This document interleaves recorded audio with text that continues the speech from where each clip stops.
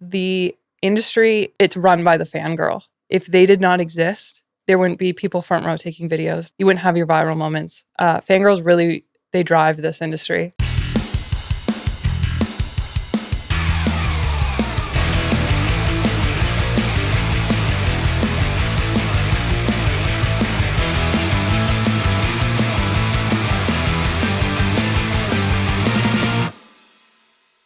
Hello, and welcome to the Build Your Own Band podcast, the podcast made for independent artists who want to grow their band in a purposeful, organic, and self-determined manner. I am your host, Vince Oliveri, and welcome to episode 6 of Build Your Own Band. I took a couple months off from the podcast because things in my schedule were really ramping up and the holidays came and all of these things happened, whatever. You don't need to hear about it. But I'm really excited to come at you with a brand new episode. I'm super excited to share it with you. It's one of my favorite episodes that I've done so far.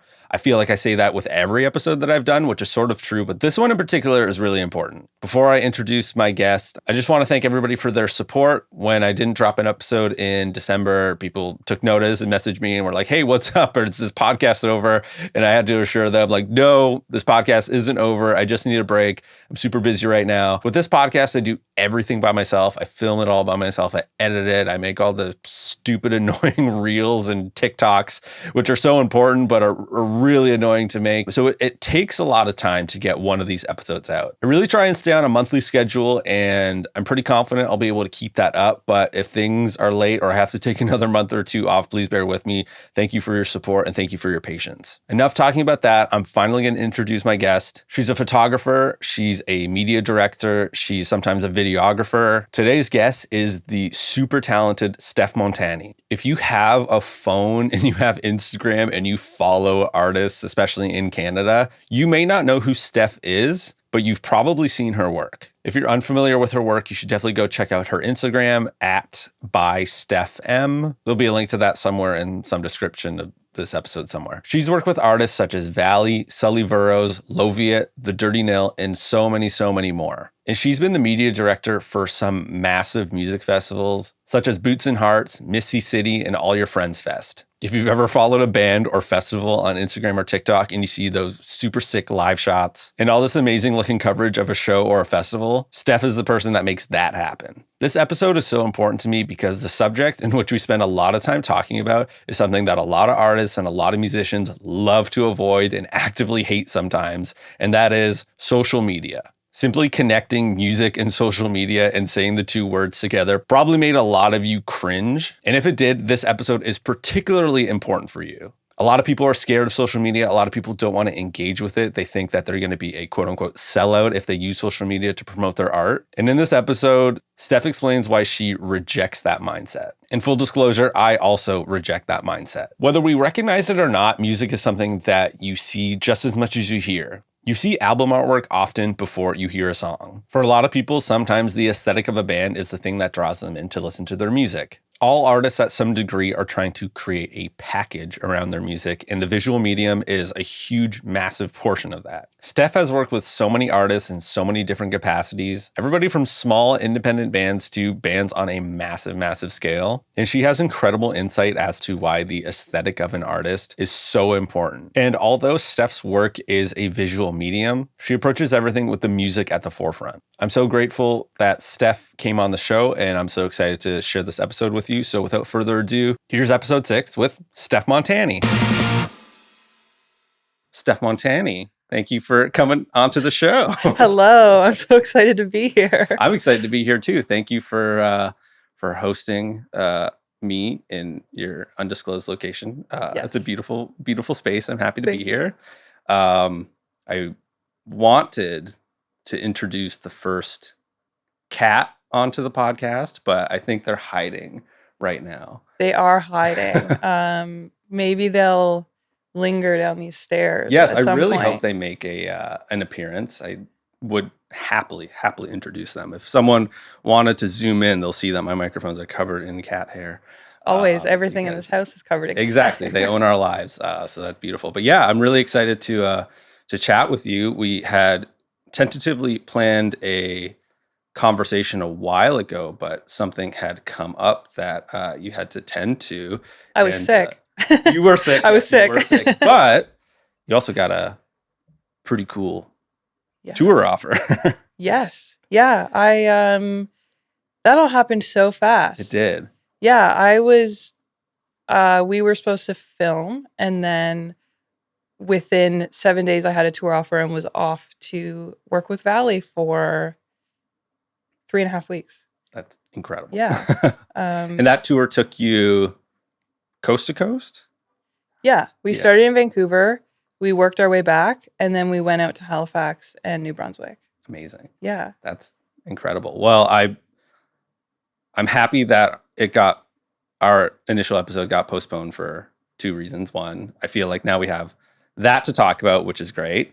But also I feel like I'm more prepared. And so I feel like it's always safe to start with how you got into what you do. And for people who are tuning in and maybe don't know too much about your history, you're primarily a photographer and a music photographer specifically. I mean, I started taking photos when I was 11, and then I started working with local bands when I was 15, which is actually how I met my current husband, Levi. Friend of the show. Shout out, Levi. And then I went to school for it, and they told me I would never make a living in music. So I continued school for a little bit, and then I dropped out, naturally. I've said this before, but people who drop out of school are often successful. Yes. And then I tried to do fashion photography for a minute. I was young, and it's a very tough world. And then Levi started actually playing with Ellis, and I really missed the music industry. Like, Right. watching him do what he loved, I was like, that is the industry I feel called to. So I started shooting music again about 6 years ago. Okay. Yeah. And then COVID happened. A lot of what you do is not just in studio, like a photo studio specifically, but like you're on the road and you're touring with bands, shooting live photography, and you're very involved in the festival circuit. Yes. And the, I guess, social media, I don't even, what would you call that faction of your work? I'm a content creator Okay. for musicians. That is, if you had to distill it down to a single term, it would Yeah. be that. My whole world right now is, in both touring and in music festivals, it is taking what is happening, creating content that goes out online instantly. Right. And as much as I hate the word content, it's given me a really cool life. Yeah. Yeah. I mean, that is a conversation that I think a lot of musicians, especially independent musicians, don't necessarily want to have or want to engage with. Because I think, well, not really, I know majority of musicians are getting into music to play music, to write music, to record music, to play shows. And then if their band kind of transcends the, local circuit and it starts getting traction elsewhere, I think a lot of bands realize quite quickly that your job as a musician is spent very little actually doing music. And there's so many other parts of the business that you have to do, whether you like it or not, just to kind of survive. And the world that we're living in, social media is that part of the business that you have to engage with, whether you like it or not. You're not forced to, but you really have to be unique and carve your own path to not engage with it. You have to be the turnstile of the world to not engage with it. And even then, there's a lot of stuff happening behind the scenes. Content's so fun. Yeah? Content is so much fun. I feel like it's really refreshing to hear someone say that, because I feel like you hear more often than not people dreading the content portion of being in music. You know what? I was really reluctant to adjust to the TikTok world. I even just re-downloaded TikTok when the Valley tour started. I was really against it. And I think that it's so fun. It is, you watch an artist take their music and find a fun way to market it. Right. You just have to let go of like feeling judged or judging, because I think those actually go hand in hand. Mm-hmm. And you just have to be like, these are people just having fun marketing their art. Yeah.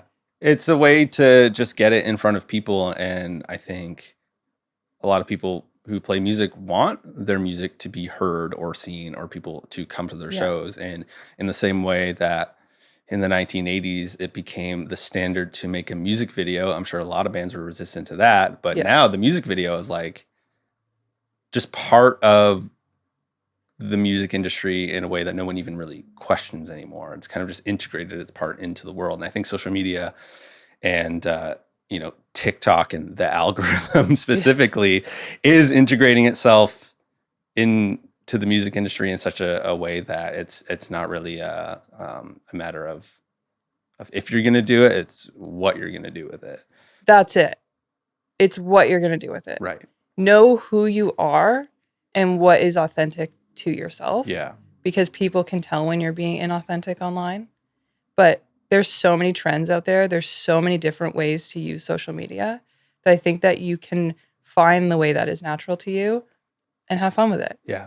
But again, like you just have to let go of feeling judged or judging others. Right. When they're doing it. Yes, because I feel like there's a lot of internal maybe guilt and shame that musicians feel of posting on TikTok or whatever. I don't know. At least from my world, there's an active resistance towards it. And as someone who hosts a podcast, I've had to engage with it in ways that I didn't think I would either. And I think I sort of agree with you that there is an enjoyment to making these stupid little reels for TikTok that sometimes get 30 views and sometimes get 10,000 views. You know what I mean? Like the randomness of how things gain traction is really fascinating to me. And as someone who creates the content for a lot of artists, do you have a hand in rolling it out, or you just push it to a label or a manager and be like, okay, now you distribute it, and they kind of deal with it on the front end of actually posting the thing? I am lucky enough that I'm at the point where I don't have any hand in the rolling it out. I have worked with friends and tried to help them with rollouts who are independent artists. Just from where I stand, I have worked with labels, so I feel like I do have some knowledge. So if an independent artist comes to me, I can help them. Right. But for the most part, I just push it to a label. Yeah. And then they have a rollout plan. So I actually, funny enough, I do love that side of the industry though.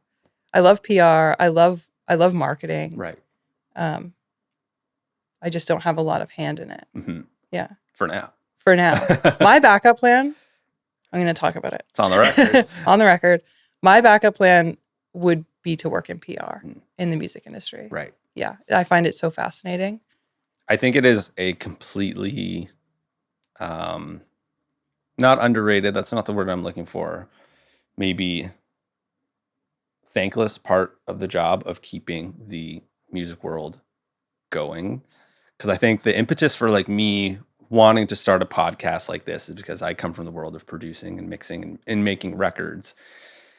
And a record gets into a band's hands that I'm really proud of, and I think it sounds great. It might be, my favorite work to date. And then in a lot of cases, that album maybe doesn't come out, maybe just gets put on Bandcamp and there's no push, and something that I think has a lot of potential suddenly doesn't get heard by people, doesn't get in front of as many eyes as possible. And I kind of feel a little bit of disappointment of like, that could have been something more than just one post on Instagram and then forgotten about forever. So to me, I find quite an interest in marketing and PR as well, because it's like, it's making the music do something in the world, which I think is the whole point of it. And there's so many ways that you can do that. Live music is still a really important way of doing that. And I encourage every band to play as many shows as possible and go on tour and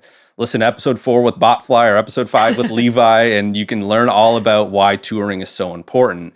But the marketing part of music is quite important as well. Yes. I am old enough to say touring is still very, very important, despite how social media has changed the game. Right. I think I've seen artists pop off on social media and it doesn't translate in ticket sales. Mm-hmm. So I think that touring is arguably the most important part of any rollout of any musician's life. Yeah. You need to be playing shows, even if it's the 401 rip. You got to do it. Like, I think that's the best way to get your name out there. Listeners, that is from Toronto to Montreal and back, more or less.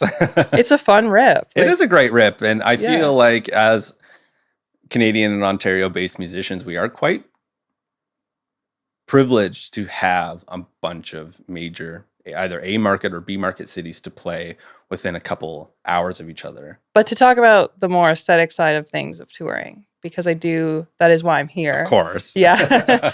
I think that there's such a visual aspect that goes into touring. Mm-hmm. I just saw it with Valley. They are one of my favorite bands, if I'm being honest. And working with them has really opened my eyes to just every way that aesthetic finds its way into a tour. Right. But right down to like what you wear, how you act on stage, like that's going to speak to an audience. Mm-hmm. And that audience will leave and think about the little isms that the lead singer had that they loved. And then they go home, they open up their TikTok and they want to see videos. They want to see the recaps. And I really think that needs to be considered by artists. Absolutely. A lot. It doesn't have to be 4K videos. I almost bit my tongue there. I was like, should I be saying this? It doesn't have to be that. People love phone content. Right.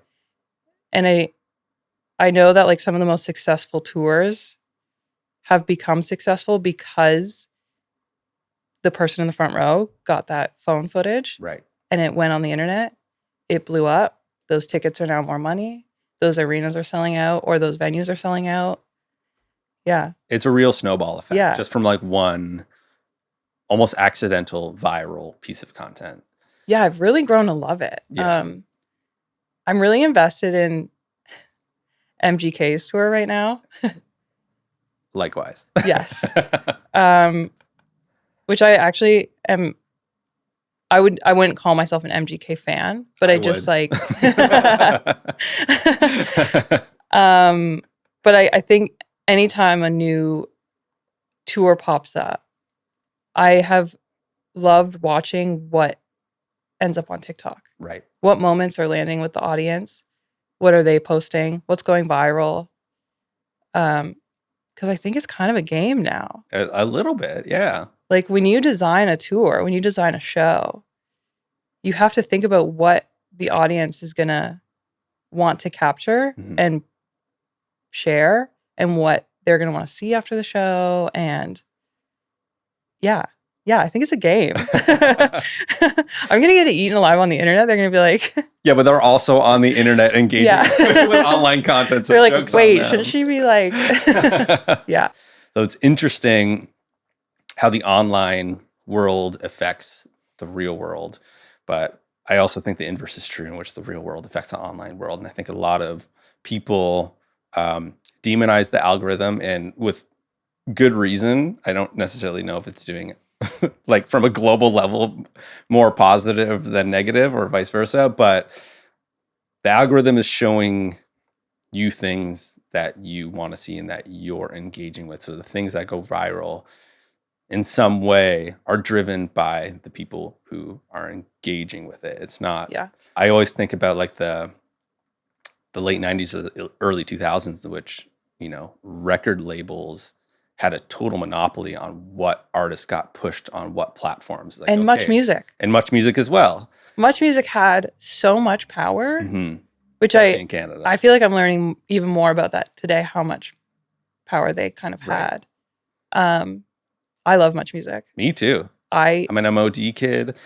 I watched that video countdown every week. But it is like those countdowns, those charts, I feel like they don't have as much power now. Right. And TikTok has so much power. Right. I I don't have the exact stat. I wish that I did coming into this, but it was a very high number on how many of the songs in the top 40 right now are from going viral on TikTok. SiriusXM has an entire channel called TikTok Music. Yes. And I dip into it sometimes just to stay relevant, and it doesn't work. I go back to my talk radio, but it is the avenue in which people are discovering music in the same way that people were kind of scouring the internet in the early 2000s, going on Blogspot, website, Sophie's Floorboard, trying to find their new favorite screamo band or whatever. People are turning to TikTok to discover new music, and it is super effective. It's very effective, and it sells tickets to shows. You look at Olivia Dean. She is, I'm not sure if you're familiar with her, but she had a song come out called Man I Need. I don't know who did her marketing, but top tier job. It was everywhere on my timeline. Right. For weeks. And I would get picked up by a friend. They'd be playing the song in their car. And they'd be like, oh, it was on my timeline. So they just had such a great push. And she played Massey Hall last time she was here. And now she's playing Scotiabank Arena. Within within months of this song coming out. And I feel like it was TikTok. Yeah. It's a catchy song. It is an earworm. It's currently stuck in my head.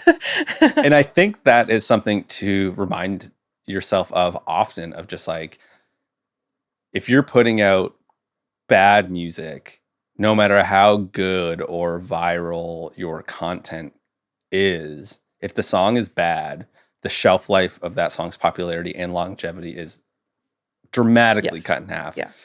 So the quality of the music that you're putting out matters, I would argue, more than ever, because people's attention spans are quite short.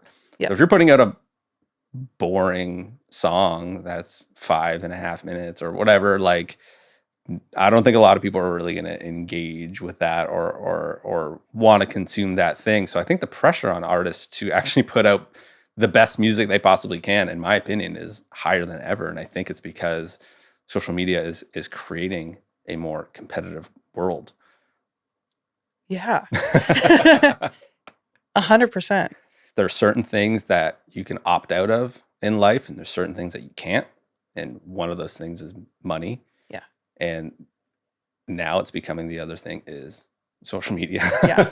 Especially as an artist or even a business owner or whatever, like, you're not relying on TV ads, or word of mouth isn't as effective as it used to be. You have to engage with this thing to survive. Yes. And you have to adapt. Mm-hmm. I think that what social media was 2 years ago isn't even what it is now. Right. And you have to constantly be adapting to the tool you're given. It's a free tool. Mm-hmm. It's a great tool. And I think people they get stuck. I'm guilty of this. They get stuck in doing social media the way they did it when they first started. Right. The MySpace days. Yes. Yeah. Or my big first social media, I would say, was Instagram. Mm. I wasn't really I was active on Facebook. But Marketplace is... Yeah. Everything that I'm using to record this podcast probably did come from Marketplace, actually. Yeah. I mean, huge on Marketplace. Yeah, exactly. Yeah, that's not Facebook. It's different. That's a different thing. Yeah. But my first real use of social media was Instagram. And when I started using it, I wanted a very beautifully curated feed. And I didn't... talking about of people that you follow, or your page specifically? My page specifically. Your page, okay. Yeah.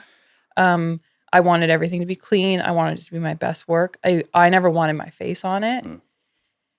And then that has changed so drastically. And I feel like actually artists should take note of this. Okay.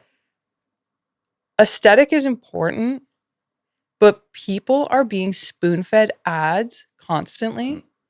So you need to bring realism into your marketing. Right. You need to bring your personality in. And unfortunately, that's usually done through iPhone footage. Right. Just a selfie cam. Just a selfie cam. Or just, we want your personality. Like, Valley's a good example of this. They have one of my favorite aesthetics. I've been following them since I started shooting music. They are they have such a good understanding of who they are visually. Okay. And then recently, it's very much like they have to post phone footage because it does better. Like having a beautiful artwork, that's great. We need that. But the tour footage, what actually performs best is like the low res phone videos on the bus. Yeah. Where it's like a real moment where you're like, okay, I can relate to this person. Opposed to it being these like carefully curated photos, which people still do want that. I shouldn't be saying they don't. Because that's my job. Hire Steph. I do the phone content though, as well. But I think that phone footage performs best right now. Unfortunately. Do you feel that that's the case because it's something that people can identify with? Because it's like, well, I can also make phone footage and I understand how this was created. 100%. And I think that it's less filtered. People know what it takes to take a phone video. Right. They know what's going on the other side is real. Yeah. They aren't worried about Photoshop or it being too curated. Right. Yeah. Not only do I find that fascinating, but I 100% agree because I have had this thought and conversation with people in the past, especially coming from like the world of punk and hardcore.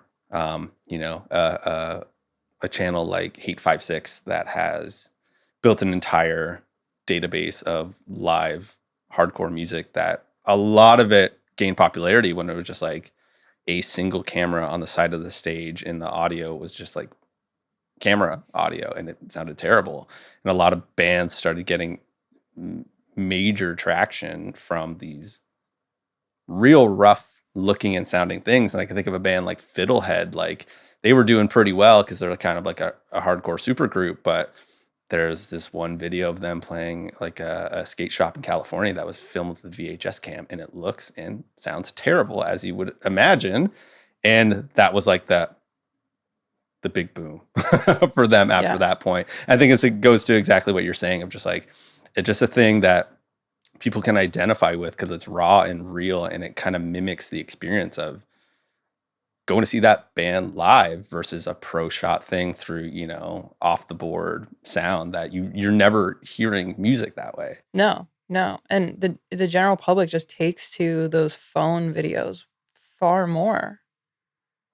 I don't. I love a 4K video. Yeah. Yeah. I am curious, just out of your personal preference, like, because you know how content and photo and video is created, does it affect your own enjoyment of things and what you look for? Because I know for me as a musician, I record and produce music and I listen to a record and a lot of the times I can't even hear the song because I'm focused on the sound of the kick drum and I can't, it takes a lot of work for me to look past how the sausage is made and actually just absorb the thing on like a face value level.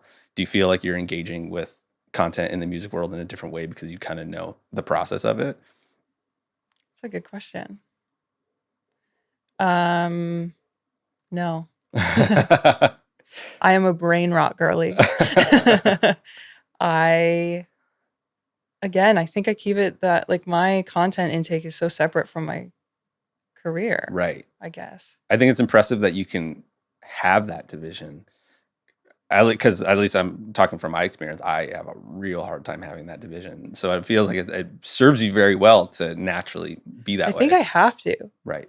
For a long time, I was really reluctant to be like, okay with the phone footage, okay with the low quality videos. Even like, I would say it's recent to this last tour. Really? That I've been okay with things being not perfect going out. Okay. I filmed a TikTok with Kara, the drummer from Valley, and we did the house tour trend. Do you know the like Sabrina Carpenter, like, do you want the house tour? No, I can't sing. I shouldn't be trying. I'm such a boomer. I'm Okay. very unplugged. We filmed it at like 1 a.m. We did like a little like, the blip is that you show them the behind the scenes. So we showed them the bus, we showed TikTok the bus. Right. It was the lowest quality video I have maybe ever filmed in my life. It was on my phone. It was not lit properly. Right. I was like, oh, we should redo this in the morning. I was like, I can't. We need light. We can't do this low lit. And Kara was like, no, it'll perform fine. Let's just put it out. What good intuition. And I think it did well. I'm going to be honest. I don't watch a lot of numbers while I'm on these tours. I leave that to their marketing team. Right. But I think it did well. Do you get feedback from a marketing team or a manager or a label or whatever of like, hey, we saw you did X, Y, and Z, and X performed well, but Y and Z not so much. Try this. How often are you responding to, I guess, critique from higher ups in how you create content and film stuff? Often. Yeah. There was times on this run specifically where like the social media manager would reach out to me and be like, this performed well. We'd be minutes from going on stage. And she'd be like, can you get that tonight? And it would be like iPhone footage of the band walking out. Right. So you have to adjust so quickly.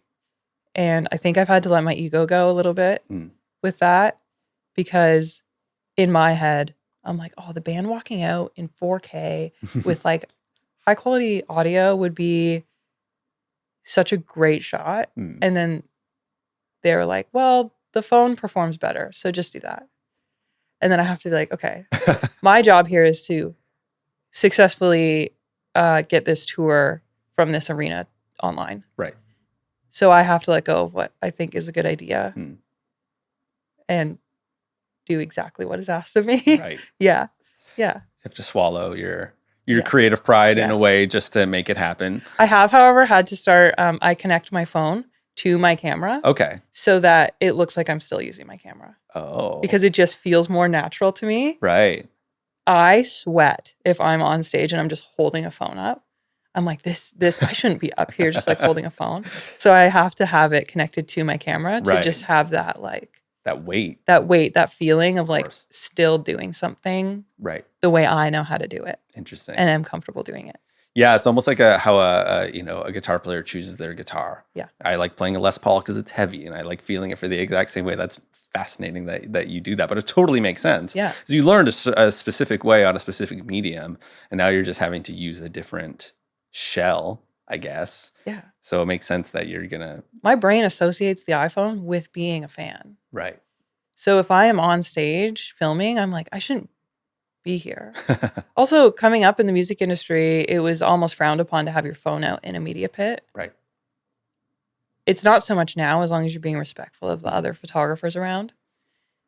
But I think it's like ingrained in my head. It's the same way that it's frowned upon to use flash during a live show. Right.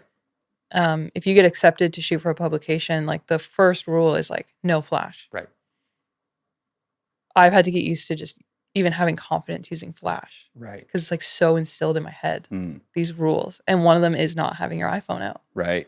So I'm like, well, I'll attach it to my camera because I feel more confident that way. Of course. Yeah. That's wild. Yeah, I'm sure going to school for photography and being told not to use flash probably at the beginning felt very counterintuitive. I've had to unlearn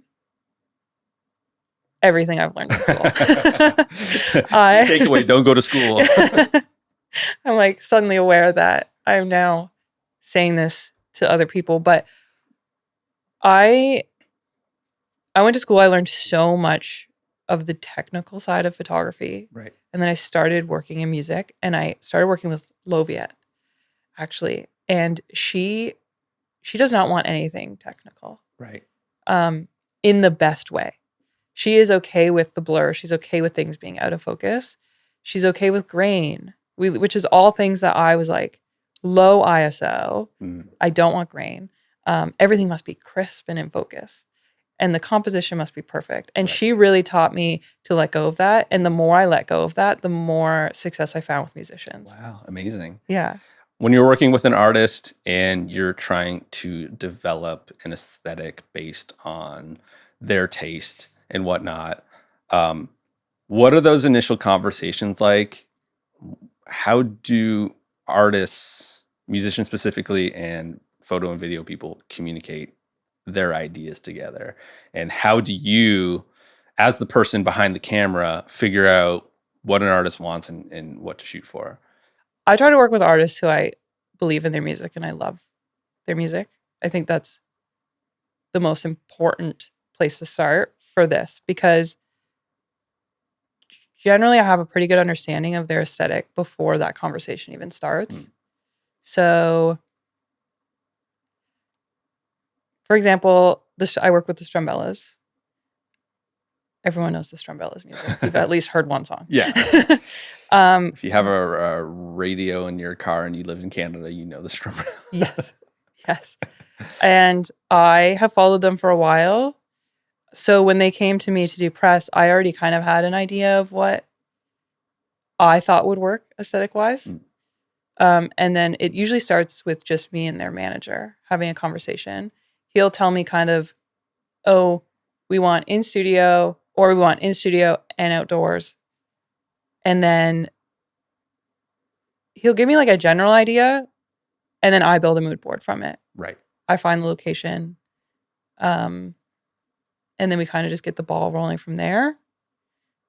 I think a lot of my aesthetic ideas for bands come from having already followed them. I am a creeper online. I spend so much time. My phone time is embarrassing. Yeah, I spend on time. Reveal it. I can't right now. Is it in the double digits? I am in a weird limbo between a tour and going out west for another project. My screen time is... It's part of your job. Your phone bill must be a tax write-off. It's not. Oh, it should be. For a reason. Oh, okay. We don't have to get into that. No, we don't have to. I can't get into that. Why? It is a tax write-off. I lied. It is a tax It's a tax write-off. Okay. I love to have a good idea of who is up and coming, who is currently successful, who's around. I love to know what's going on in the music industry. Yeah. So for the most part, I don't know if I've ever had an artist come to me that wants to work with me that I haven't already known. Right. So if an artist comes to me and I don't know them, I would start by listening to their music. And I love Pinterest. Oh, yeah. So I spend a lot of time just looking at shoot ideas on Pinterest, and I'll save them even if I don't have a goal for them. So that if an artist comes to me, I listen to their music, I'll go to my Pinterest, I'll see if anything like jumps out at me as like a starting point. Okay. And then I just go from there, build a mood board, see if the artist loves it. They often do. That sounds good really, at your job. Yeah, that sounds really cocky, but they often do. If they don't, I'm so happy to switch direction. Right. I often have one or two or three ideas ready to go. It's not just like one idea. Yeah. What's the conversation like if you realize that a fit is just not working with an artist? And have you had that conversation? Because I'm willing to bet that there are very few artists out there that have rejected something you've brought to the table. I don't know if I've had that conversation. I will work with most artists once because I honestly believe that sometimes I can jive with somebody on set so well and make some of my best work with an artist who off the bat I might not have thought I would jive with. And then it can be the opposite as well. There could be artists that I love their music and there's no charisma between the two of us, which I truly believe is so important. Right. Some of my favorite artists from Hamilton, I don't have charisma with them. So I don't work with them very often, or I don't work with them at all. But I've never had to like say no to a shoot yet. Not for those reasons. Right. I've turned people in other directions for film. I find sometimes people come to me and they're like, we want this concept, but we want it shot on film. And that's mostly when I'm like, you got to go to somewhere else. Right. Yeah. As a, I guess, trained photographer that's had to adapt to the video world, with your experience, knowing what you know now and how it affects your creative output, would you keep doing video, or in a perfect world, would photography still be the thing that you are first and foremost most passionate about? Good question. And you know what? If we filmed this a month and a half ago, I would have said photography is my main thing, and I wish that it stayed that way. I have really fallen in love with video. Having movement to tell the story it's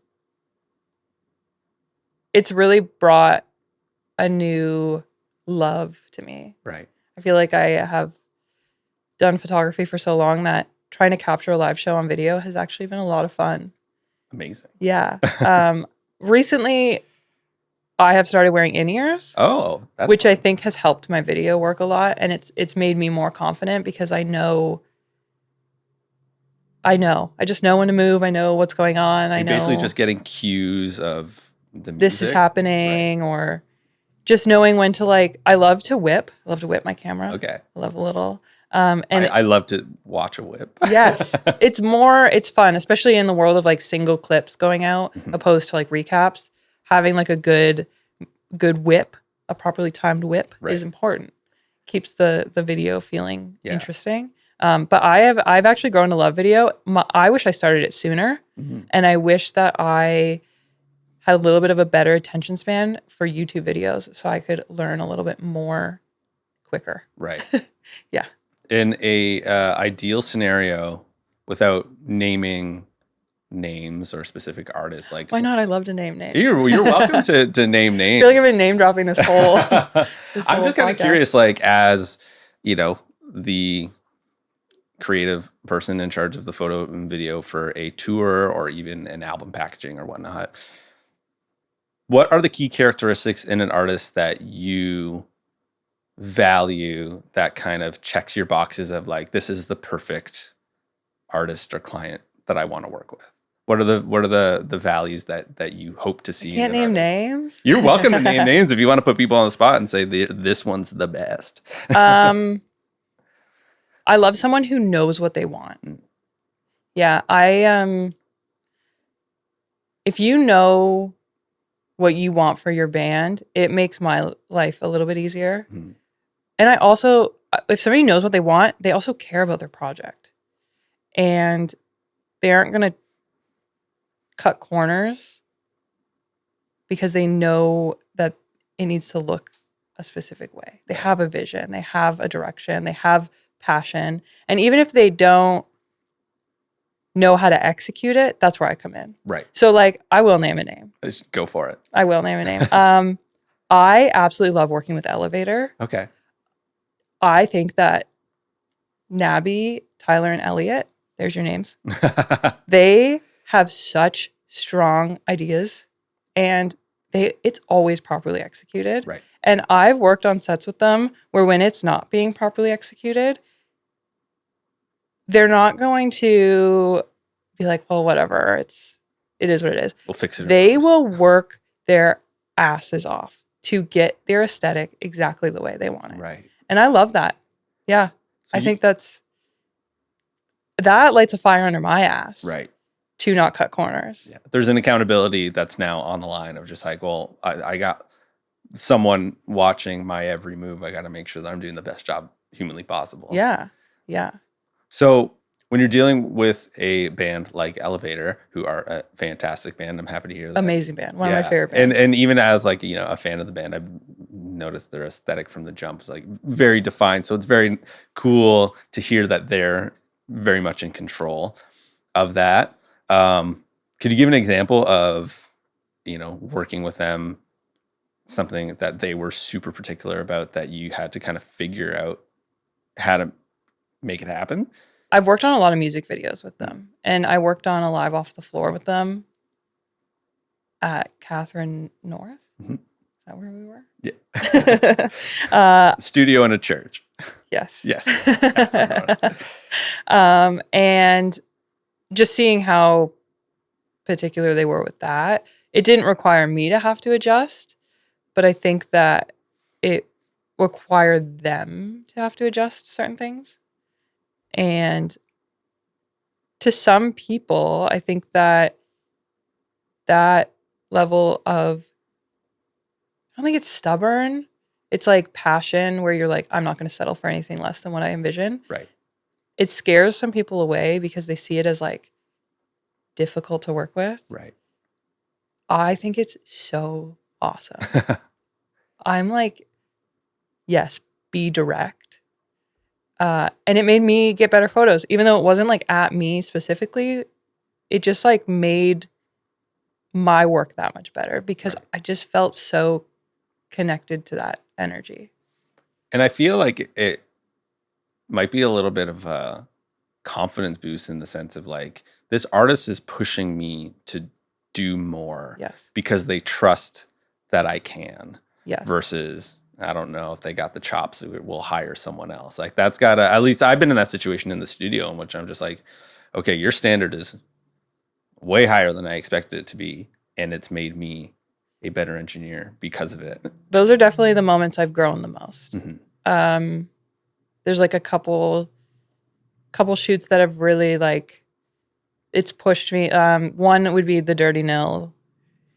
We did a shoot. It was like green grass, sky in the background in a studio. Mm.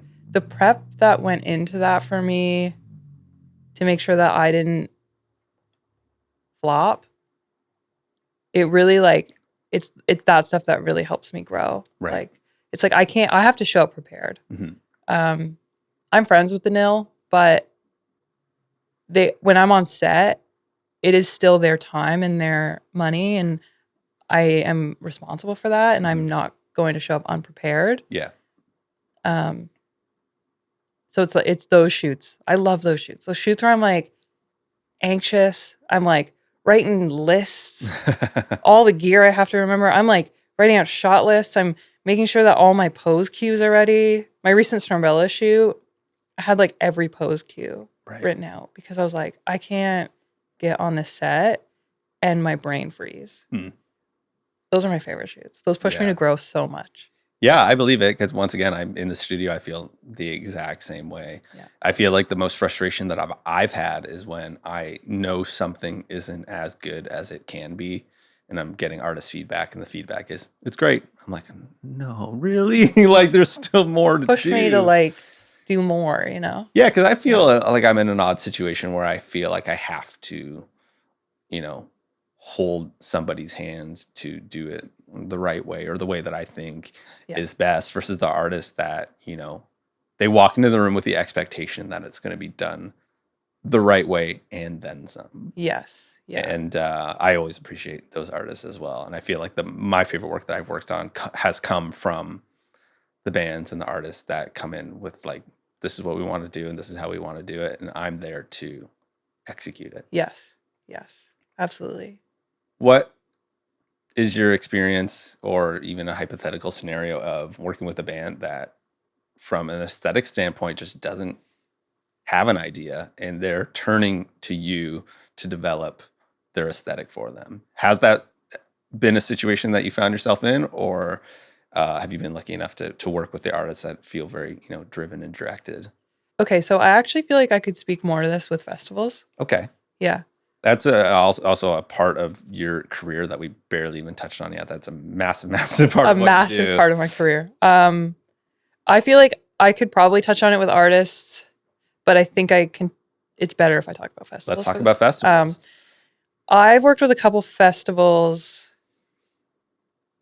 Cicada Music Festival is one of them where I got to really, really have so much control over the aesthetic. Right. and Misty City. They're kind of like sister festivals. What was your question? Can you repeat it? I started yapping and then I was like, wait, I don't want to go too far on this yap without. Oh, my question was, when you're working, if we're talking about festivals, then I'll use the word client instead of artist. When you're working with a client that just doesn't have an aesthetic that they want to shoot for, and they're turning to you to basically develop the aesthetic from the ground up. What do you do in a situation like that? I do a lot of homework. So for Misty City, I look at their branding that they already have and the time of year that it is. So like Misty City's in September. So for me, that's like close to fall. So I'm not going to do this like punchy, vibrant, like sunny look. It's going to be a little bit more pulled back, faded, kind of like film-esque. Okay. Yeah, like more nostalgic. And then I look at other country festivals who are doing the same thing at the same time. Right. So like Country Thunder, they have 4 or 5 locations. So I look at it's all through the summer. So I look at what they're doing. I look at like Cavendish. And I kind of just like cook. I'm like, those are the spices. I throw them in a pot and I cook. I make a preset. I tend to look at other festivals that aren't necessarily country. Right. Like I love to watch what like Coachella is doing. Okay. Every year. I love Coachella. Coachella weekend is like, it's my Super Bowl. It's my WrestleMania. Yes. I am like, what is Coachella doing? Because they are the leading festival. They start the year usually. They start the festival year, I think. I could be wrong on that. They're early spring? Yeah. Yeah. I think they really set the tone on like trends for the year. And I just take that and I cook with it. And I'm like, what can I make that is trendy and gripping and going to speak to this specific audience? Yeah. And tours and festivals are really interesting because there's always a poster that is associated with the tour that has its own aesthetic. Yes. How often are you looking to a festival or tour poster to kind of define, what the look is from a video and photography standpoint? All the time. I bet, yeah. Every day of my life. Because even when you were talking about Cicada Festival in Coachella and sorry, I forgot the other. Misty City. It's new though. Okay. So, yeah. Their posters were the first thing that popped into my head. I'm like, I know what the Cicada logo looks like. I know like that Coachella poster is basically the same every year. Yes. And slightly I feel different like colors, slightly different, kind of image at the bottom, but the poster has been the same for 20 years. And I feel like the poster, it just like the photography, the videography, it all works. It's all a package. Yeah. And that is my goal, is to take the branding that already exists and apply it through the whole weekend and get what's going on that weekend out into the world and sell more tickets for day 2 or day 3 or whatever, or sell tickets for the following year, or help push sponsors to invest. And but yeah, it really is the poster. You're right. The poster and the stage banners. Well, I talk about this a lot with some people. My good friend Luther, who runs shows in Hamilton under You're In. We talk about show posters all the time, and he makes incredible show posters. And if you're a band in Ontario or anywhere in the world that wants a cool show poster, reach out to Luther and You're In. But we always kind of like have talked about how a bad show poster is like a total deterrent as to whether you're going to go to that show or not. Yes. And I hate to, be that critical, because I've sometimes seen awful show posters with amazing bands where I'm like, well, yeah, I'm still going to go to that show because I know those bands. But for new fans of that band, sometimes that poster or that album artwork or that promo photo is your first thing that you're engaging with that band. Which brings me back to aesthetic. Right. When I discover a band, I oftentimes go to their Instagram before I even listen to more of their music. Right. And I think that's the case for a majority of people nowadays. So if you have an unclear aesthetic, unfortunately, people are judging a book by its cover. Right. Yeah. And it is just the matter of the fact that we live in a very visual based, Yes. creative economy. Yeah. In a way we always have. Take yourself back to the 60s, 70s, and 80s when you're going to a record store and flipping through records. You're not going on Spotify to check out your favorite artist before you buy a record. You're basically looking at Kiss Alive and just being like, oh, this is the coolest thing I've ever seen in my life. I got to go take this home and listen to it. Yeah. Which is why I've always been drawn to bands like Kiss, where just like they are such an aesthetic forward band, so much more than their music. They have 30 albums and maybe 15 good songs. Yeah. And they're one of the biggest bands ever. And it's purely aesthetic in the vibe that they've created. Yeah. I think that if you have like a strong aesthetic, I can't speak to Kiss. I'm not gonna lie. I'm not. I will speak on their behalf. You can. One of my favorite examples, I talked about her already today, Ethel Cain. Mm-hmm. She has one of the most well thought out aesthetics, and she lives and breathes it. Like everything I see from her is her aesthetic. Whether it's an iPhone photo or not, it is like her. Right. And her music backs it up. Preacher's Daughter is one of the greatest albums of all time, in my opinion. And it's created this like cult following because the girlies are like living and dying for it. Right. Yeah. I don't even know why. I was like, I need an excuse to talk about Ethel Cain. Talk about Ethel Cain as much as you possibly want. I could honestly talk about her for this entire podcast because I think she is a perfect example of the music and the aesthetic working so well together. Yeah. Like it's amazing. She blew up so fast. Yeah. And it's because of that. And one word that we've used multiple times throughout this conversation is package. Yes. And I think that's probably the best way to define it, of just like your end-to-end package of your band, where if you have a really bright, aggressive, almost harsh sounding record if you're a rock band, and you're pairing that with an album cover that's very soft and pillowy. Yeah, let's talk about this. Hard to some bands can pull it off. I'm not going to say that it's impossible, but it's an uphill battle. Yes. I have seen this with one of the world's biggest pop stars. Now I'm scared. I'm like, oh no, her fan base is gonna come after me. You could use a pseudonym. We'll call her Blondie. Blondie. Okay. No, I'm gonna talk about Taylor Swift for a second. Okay. I'm a diehard Taylor Swift fan. I grew up on her, so everything that I'm talking about is coming from just like a place of love, pure love. I'm not trying to hate on her. Two Swifties here. Perfect.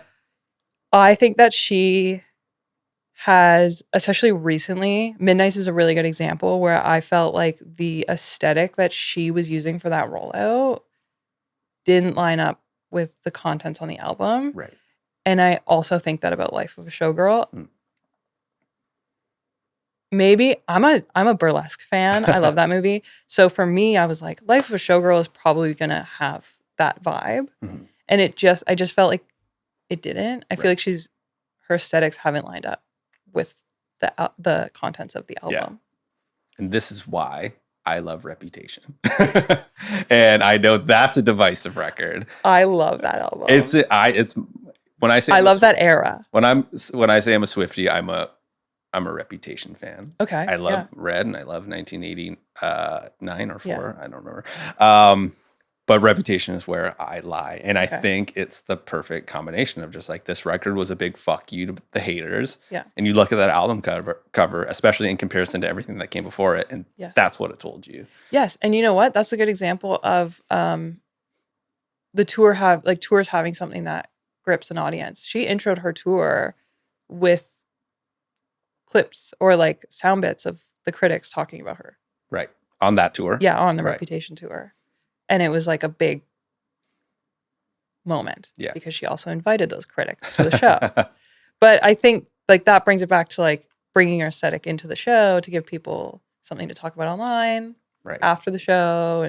But yes, I'm a Reputation fan. I'm glad I'm within good company. Yes. I just think there's just something that got a little bit lost for me in the last couple of records. And I think it's interesting to talk about, the biggest pop star in the world, that is Taylor Swift, versus a lot of bands that we work with, are not always independent, but definitely, it's a small camp of people doing a big thing. When you're a Taylor Swift level artist, you might be able to get away with mixing and matching aesthetics of a bright sounding record and a dark album cover and throwing people for a loop, because it almost becomes a social experiment of how is this going to resonate with people, because she ain't losing money no matter what record she puts out and what cover it has.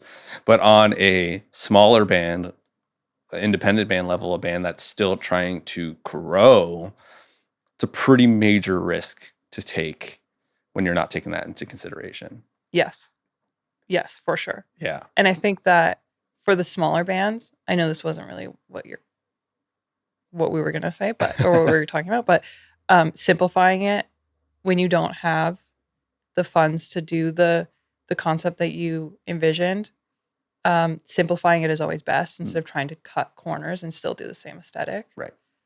But to talk about Taylor Swift, she has all the money in the world, so I feel like she could hire the greatest creative director in the world, and things could align more. Mm-hmm.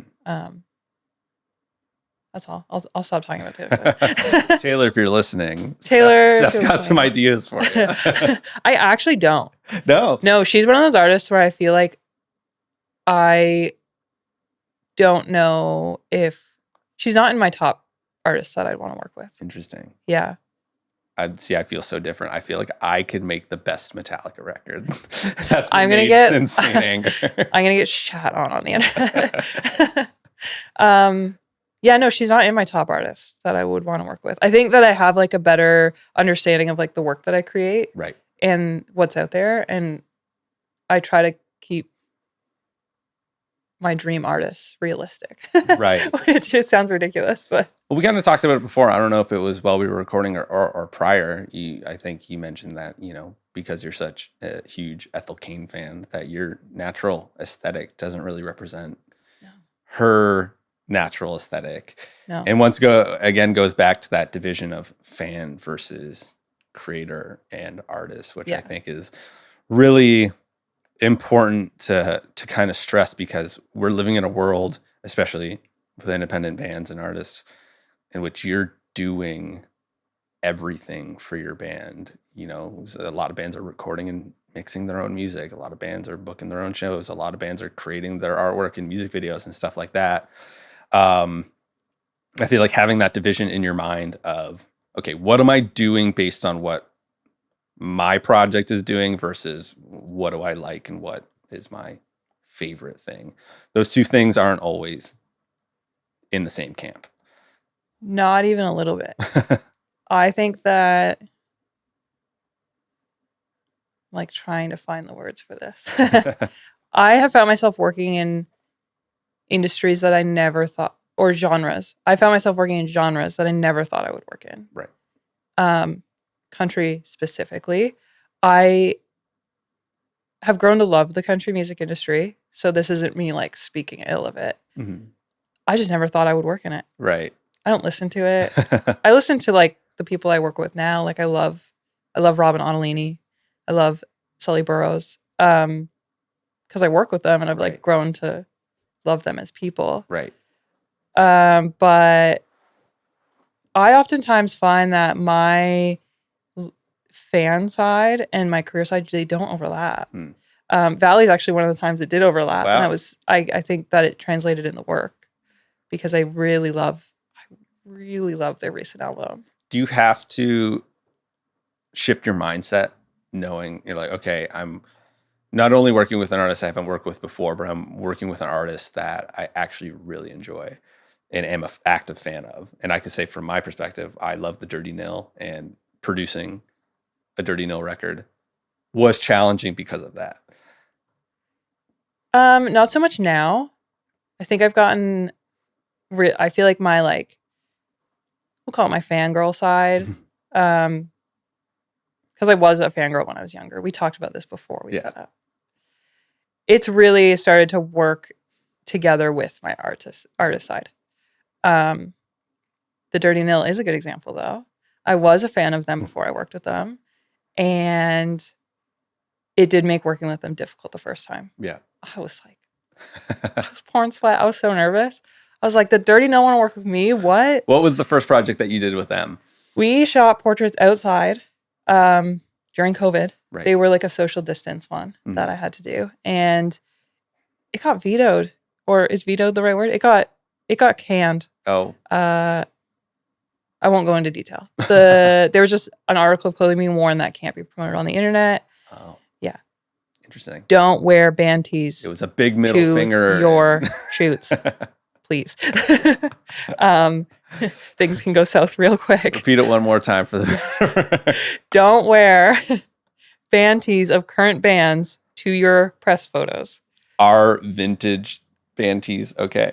I think so. Does this go for any sort of copywritten, if you wore a Star Wars shirt, not that anybody should wear a Star Wars shirt in the promo photo, but if you wore...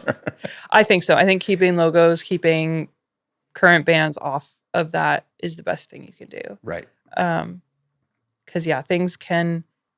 We shot this and like a week later, it was like, we can't use this shoot at all. And I was heartbroken because in my head, I was like, that's the only time I'm going to get to work with the Dirty Nil. Right. It Little wasn't. Did you know? Yeah.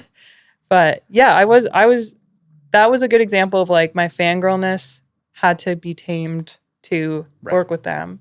And now I think that I've done enough of that where I'm like, we're all just people. Yeah.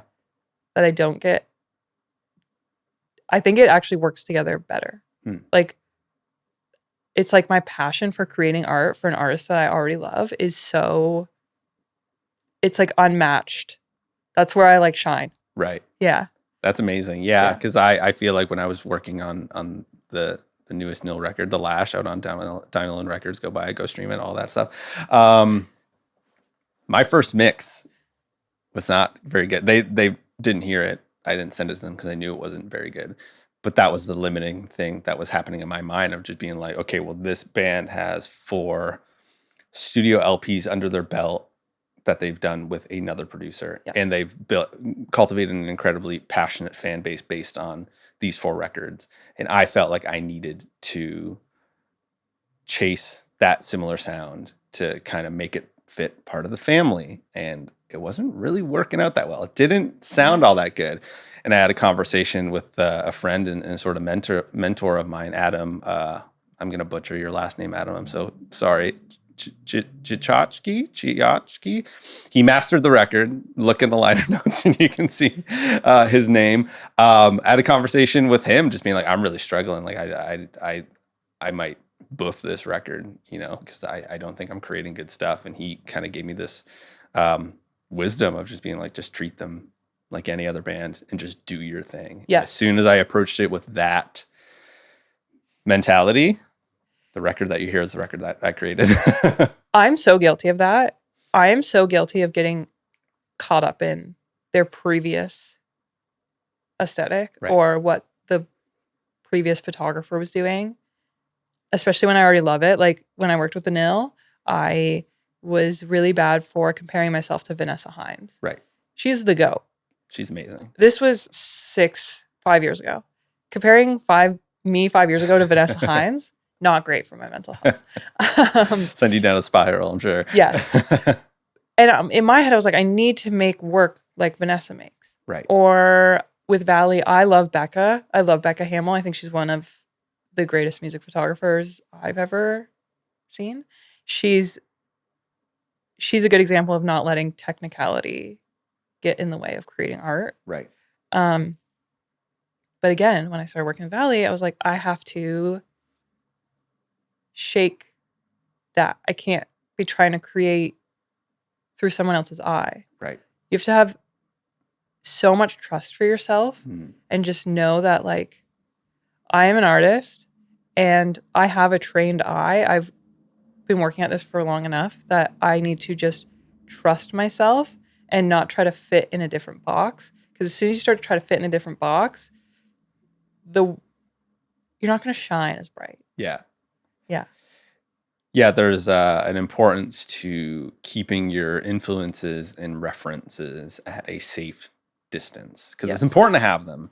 Creating things in a vacuum is sometimes really chaotic, and some beauty can be made in that realm, but it's a shot in the dark sometimes. I have a hot take. I don't follow some of my favorite photographers. Whoa. I haven't done it recently, but there has been like times where I've compared myself so aggressively to other photographers where I will like creep them and I'm like, why am I not making art like that? Right. And then I start to try to make art like that. And then that's not natural to myself. So I don't end up liking the work that I'm making. Right. So I don't follow some of my favorite photographers. I follow like a good chunk of my favorite music photographers, but there's like fashion photographers out there who I absolutely adore and I just can't follow them because I'll go down this rabbit hole of thinking that I'm like, why can't I make work like that? Right. Like they're not even in the same like genre or industry as me. And I'm still comparing myself. And you know what? I saw this tip on another podcast. I can't remember who said it, but they said they don't follow their favorites. It's just easier. Yeah. Yeah, I'll check in. I'll see what they've made recently, but number one priority is taking care of my mental health. Yeah. If one of my favorites has 100,000 followers, they're not going to miss me. Yeah. Not following them. So. And I feel like there's a saying that emboldens exactly what you're saying of like comparison is the death of, I don't know what the follow up of that, but there's that saying, right? Comparison is the thief of joy. I think that's how it's written on Tumblr. That if it's on Tumblr, then it is fact. That's the official wording. It is. God, I can only imagine the conversation that we could have talking about Tumblr and its aesthetic influence on. I wasn't big on Tumblr. You weren't? No, I used it briefly, but not for photography. Oh, interesting. LOL. But I didn't really use it. No, I don't. I also didn't use MySpace. I missed the MySpace boat as well. I did use Pixo. That is a website name I haven't heard in 20 some odd years. That's wild. But no, Tumblr, never really got into Tumblr. Right.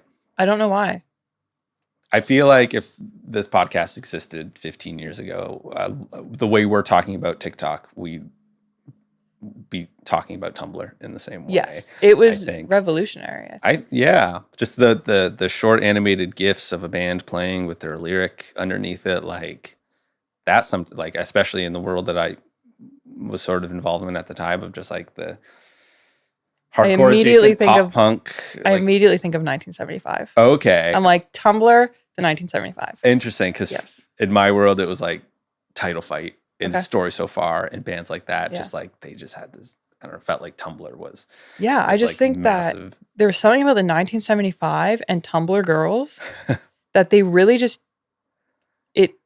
I think it brought them a lot of success. Right. Yeah. And I think that kind of goes to your point of a lot of what this conversation has kind of been surrounded by, of just kind of like, as an artist, finding the medium of your time and finding a way to use it to your advantage, not finding how other people are using it and mimicking it, but doing it your way. Yes, 100%. The industry is it's run by the fangirl. Mm-hmm. The fangirls, if they did not exist, there wouldn't be people front row taking videos. There wouldn't be you wouldn't have your viral moments, I don't think. Fangirls really, they drive this industry. And this has been the case since Elvis. Yes. Even before maybe. Yeah. You look at like all of the biggest artists in the world, the most impactful, the trendsetters, they all have an army of fangirls behind them. Mm-hmm. And that happens because your stuff, your content, your music found them on the internet. That's how it's happening right now. Right. Yeah. It's incredible how things move at the rate that they move in. Yeah. But I think that's an incredibly pointed statement that is super important to acknowledge of how much of the industry and not even just music. I feel like you can say that about movies or books or any sort of, kind of media or content, how much the fangirls, they're driving it. I think they deserve acknowledgement. I think that being a fangirl has been frowned upon. But I think that where would some of the biggest artists be without them? I mean, I'm have this visualization in my head of, the Beatles playing in the States for the first time, and just these girls in the stand just bawling their eyes out. Yeah. At Ringo and not Ringo as much. But well, some people. They buy the albums. Mm-hmm. They buy the merch. They wear the merch. They repost the stuff. I don't know. I think we owe a lot to that. I 100% agree. Yeah. And I look at the demographics of this podcast. A lot of guys. What's up? But we've been talking for quite a long while, and I'm loving this conversation that we're having. But I just will maybe ask you a final question to kind of, wrap it up. Obviously, a lot of people that listen to this show are people who play in independent bands, smaller bands, kind of, maybe getting their footing in the industry for the first time. What is some advice that you can give to bands that are maybe resistant to taking not only aesthetics, but, marketing and social media seriously? What's your pitch of why they should? Stop trying to be cool. Stop thinking you're better than that, because it could change your entire life to stop. Like, if the day that I let go of trying to be cool, things got better for me. Right. And it's I see it with every artist. You're not too cool to use TikTok. You don't have to do the dances. You don't have to do the trends, but just find a way to use those platforms to get your music out there. That's my number one advice. Yeah. Just let go of cool. Like, I think that being happy and loving your art is cooler than... Oh my God. We got it. They made an appearance. Don't cut your mom off, but I'm glad you're here. I just think that loving your art is actually cooler than anything else ever. Yeah. Loving and promoting your art is it. So I think with that important and poignant statement and the addition of your cat making an introduction. His name is Mumford. Shout out Mumford. Shout out Steph. Thank you so much for this conversation. Thank you for having me. Loved everything that we talked about, and really thrilled that we got to do it. And I think maybe we can have another conversation after another big tour. Yes. Let me ramble on for another hour and name drop every band ever. We can have a weekly episode. We'll figure it out. There's always time to ramble. But thank you. Amazing. Thank you so much for having me. My this pleasure. was a blast. And there you have it, episode 6 with Steph Montani. I can't thank her enough for coming on the show and sharing her incredibly invaluable insight. I really love her love for social media and the visual aspect of music. And I particularly love the way she encourages artists to find the ways to use visual mediums and social media to accurately represent the artist. It's not about chasing trends. It's not about TikTok dances. It's not about going viral. It's about creating a package that accurately reflects you as an artist. It doesn't have to be cringe. It doesn't have to be something that you can avoid. It can just be another tool that you use to promote your art. So I love the way that Steph pushes against this resistance to social media and sees it as an incredible tool that you should use if you love what you do. Steph put it best at the end of the episode. The coolest thing you could do is love and promote your art. And I'm 100% on board with that. There should be no shame in loving what you do and wanting to share it with as many people as possible. So if you are that type of artist, I really hope you enjoyed this episode as much as I did. And I think it's super relevant, not only for the social media era that we're in, but just for the music world at large. If you haven't seen Steph's work, go follow her on Instagram @bystephM. I will link that somewhere in the description. Since we talked about her in this episode, if you stuck around to the end, comment, Taylor Swift. Not just because I want to know that you stuck around to the end of the episode, but to potentially increase the chances of a Swiftie seeing this and making it go viral and this podcast being the #1 podcast of all time. We'll see.